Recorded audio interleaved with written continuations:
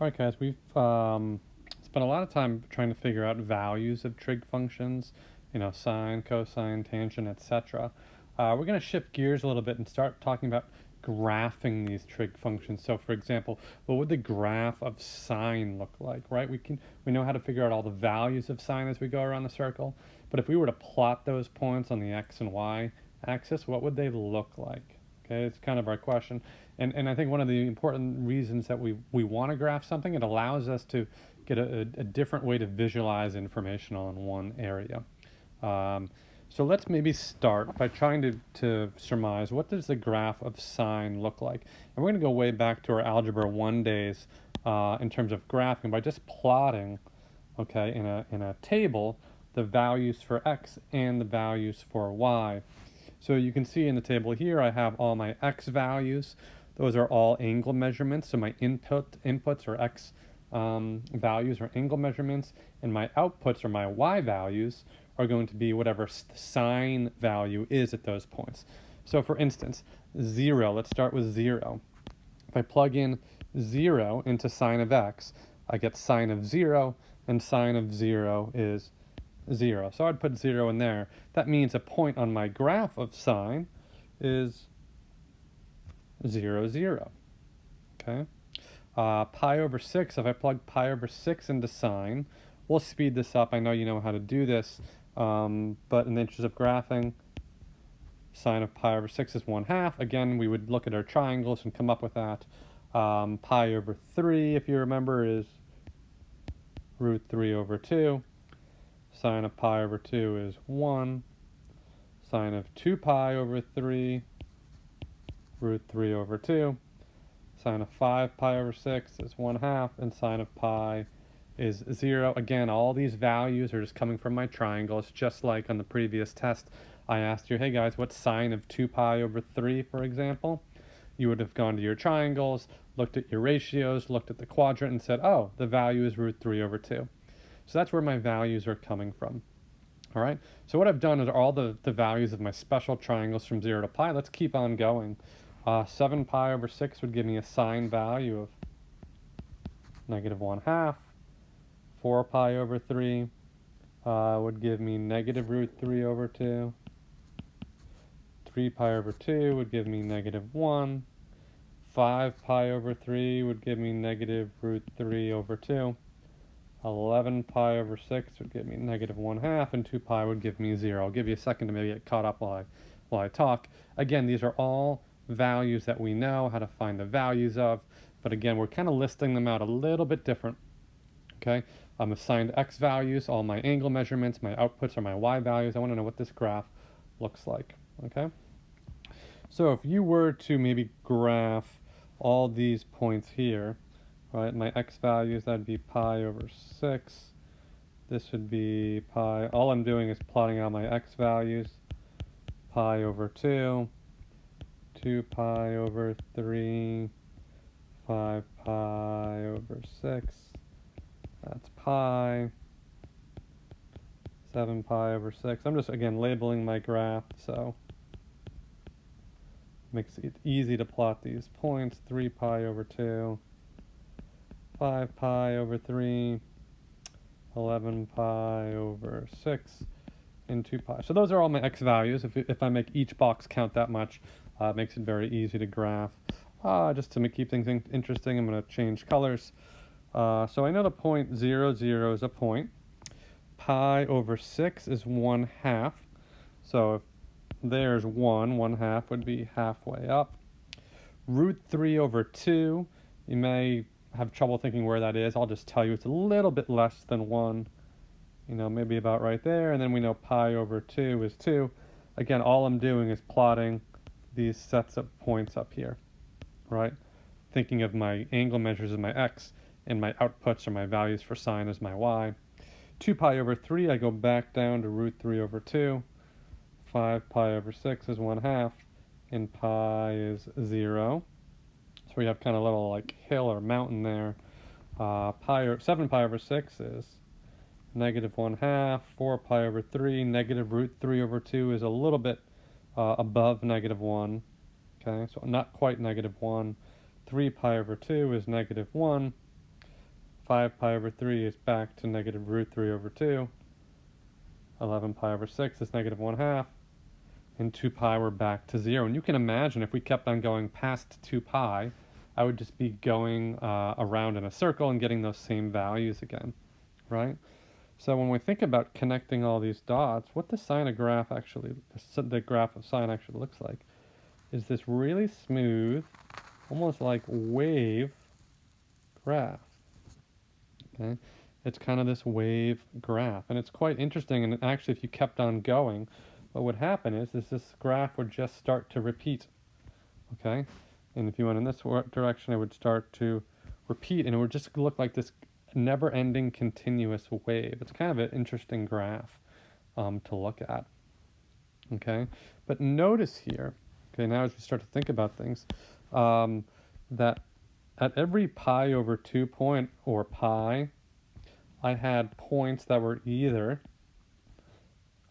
a 0 point, an x-intercept, okay, a max. Notice the biggest value that my graph hit was positive 1. My smallest value, if I jumped to 3 pi over 2, was negative 1. And all the other pi points, okay, were x-intercepts. So I went from here, an x-intercept. If I jumped to my next pi over 2 point, if I added pi over 2, I got 1. If I jumped forward another pi over 2, I got 0. If I jumped forward another pi over 2, I got negative 1. If I jumped forward another pi over 2, I got 0. So you notice it goes from 0 to a max, to a 0, to a min, to a x-intercept, to a 0, right? So notice that pattern repeats. Okay? So characteristics of the sine curve. One of the reasons I just mentioned those points in red is that this graph is really divided up into 4 parts. Okay? And I'll explain a little bit more about as we go along here. But the curve is easily divided up into 4 parts that we call them quarter periods, right? Dividing a graph up into quarters is going to make it really easy. What we call the period of the graph, okay? The period of the graph is, the definition of the period of the graph is how long it takes for the graph to complete one cycle before it begins to repeat. So notice in this graph in green, if we eliminate the parts where I kind of went over, those parts in green right there, oh, that didn't erase it, why not? There we go. Those parts in green, okay, that's one period. Anything after that, the graph would start to repeat. You would see repeating of this wave. Notice the wave goes up to 1, then goes back down to negative 1, and then back to 0. That's considered one period. So how long did it take for the graph to complete one period? It took 2 pi. Notice I went from 0 right here. Right, I went from 0, and I ended my period at 2 pi. So it took 2 pi to do one period of the function. That's going to be an important piece. And then, as I said before, the function continues on infinitely in both directions. Okay, it continues infinitely in both directions. All right, so let's just maybe look at a couple more characteristics. I took the liberty of graphing it out on a computer for you to give you a little better sense of what this graph of sine looks like. And we just talked about it. Let's do some key points and stats. The period of the sine function is 2 pi. Okay, and you may say, well, Mr. Bonner, look at the graph you have there. That's longer than 2 pi. Again, a period is, well, let me choose a different color. A period is how long it takes for the graph to repeat. So notice what I outlined there in red is one cycle of it, or one period. Anything after that, it starts to repeat. So notice what I'm drawing in green here, okay, is a repeat of this section right here. So it's a repeat. So what I graphed there in red was the only unique part to the graph. After that, it just starts to repeat. That's what I mean by period. The maximum value. What's the maximum y value? Well, notice here that the maximum y value is 1, and it occurred at pi over 2. If I look at the next place, it hits positive 1. That's at 5 pi over 2. Okay, 5 pi over 2. And it will keep on continuing and continuing every 2 pi. So the next time it would hit 1 is 9 pi over 2, etc.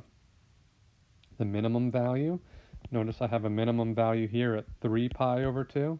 So the minimum value is -1, and that occurs at 3 pi over 2.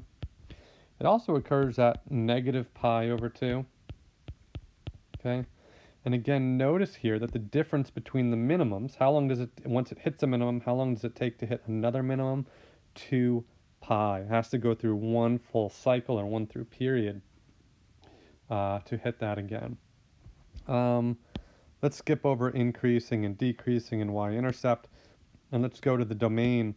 The graph continues on forever in either direction, so my domain would be -infinity to infinity. In my range, or my y values, as we saw, goes from -1 to 1. Okay, goes from -1 to 1. The roots, okay, or the zeros, or the x-intercepts, notice they occurred at 0, at pi, at 2 pi, at 3 pi. Notice it would continue on forever. And then here's kind of an interesting thing that we'll use to our benefit here in a second, is that the maxes and mins occur halfway between the x-intercepts. Halfway. So let's go back up here. The maxes and mins occur halfway between the x-intercepts. Let's take a look at two x-intercepts, pi, which is one x-intercept there, and 0. What's halfway between 0 and pi? Well, it's pi over 2. So notice my max occurred halfway in between my two x-intercepts. Well, if I look at pi and 2 pi, where did my min occur? It occurred halfway in between pi and 2 pi, or 3 pi over 2. Okay, so an interesting fact that, again, we're going to use to our advantage. Okay. So if we go to the next page, I want to go back to September, a long time ago in September, and I want to look back at our function shifts. We did a lot of shifting of graphs when we did polynomials, and I want to remind ourselves as to what those meant. So if you remember, multiplying a function by a number in front caused the graph to stretch vertically. The way we thought about it using arithmetic was that it increased, okay, y by a, i.e. we multiplied y by a. That's what a number in front of a function did. Adding or subtracting a number outside the function, if you remember, shifted it vertically. Shifted vertically. And then adding or subtracting a number inside the function, plus or minus c, meant we shifted it horizontally.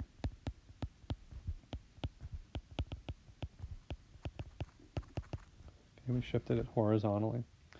So let's start here by looking at a function 3 times sine of x. So we know what sine of x looks like, but what does 3 sine of x look like? So the first thing I actually want to do, and this is just a good habit of getting into, is drawing our graph. Okay, drawing our graph. And if you remember, my sine function, I'm going to actually graph my original sine function here over this. It might be interesting to see. So if you remember, my original sine graph was 0, 0. And let's only graph every pi over 2, or pi point, or what we call the quarter periods. So I'm going to just graph the next point of pi over 2. So that point would be pi over 2, comma 1. This point would be pi, comma 0. Again, I'm just using the points from the last graph. This would be 3 pi over 2, comma -1. And this would be 2 pi, comma 0. I'm going to dot it because it's not actually the graph I want to graph.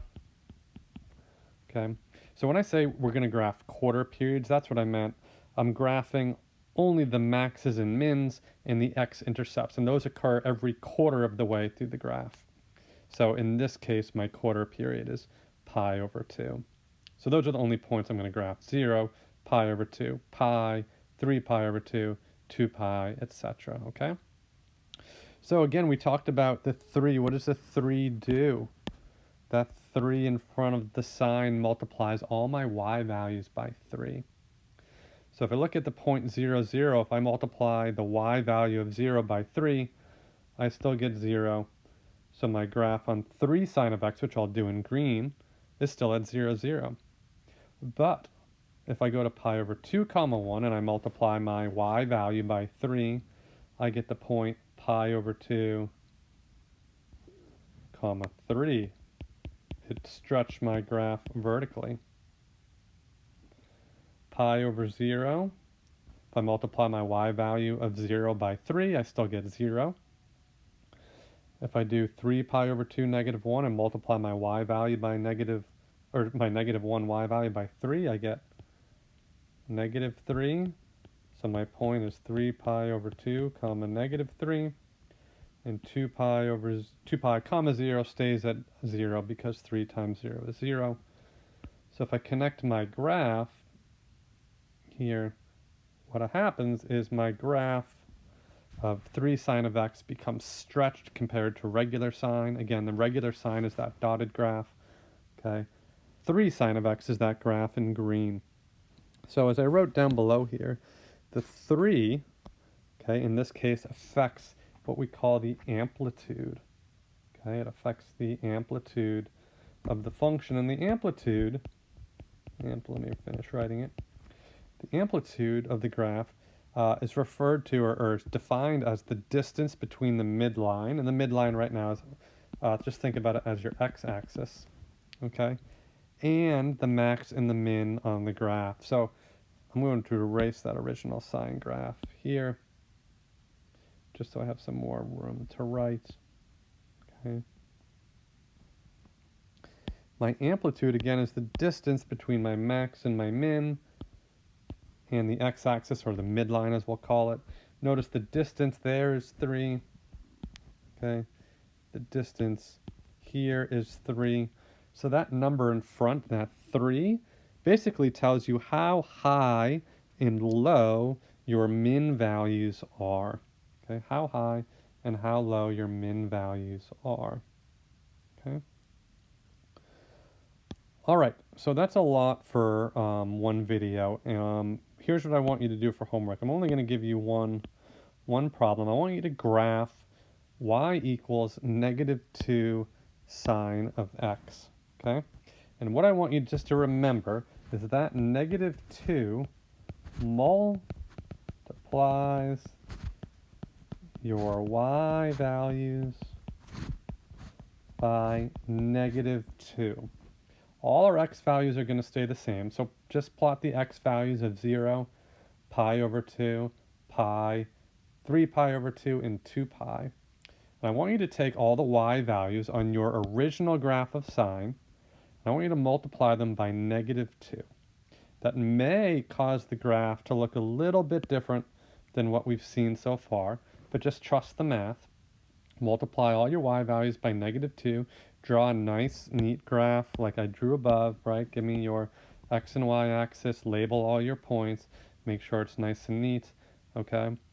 And see what you get, okay? That's going to leave you plenty of time for us tomorrow or Friday to talk about adjusting the period of the function and all this other stuff. Don't worry about that. We'll keep it nice, nice and simple, okay?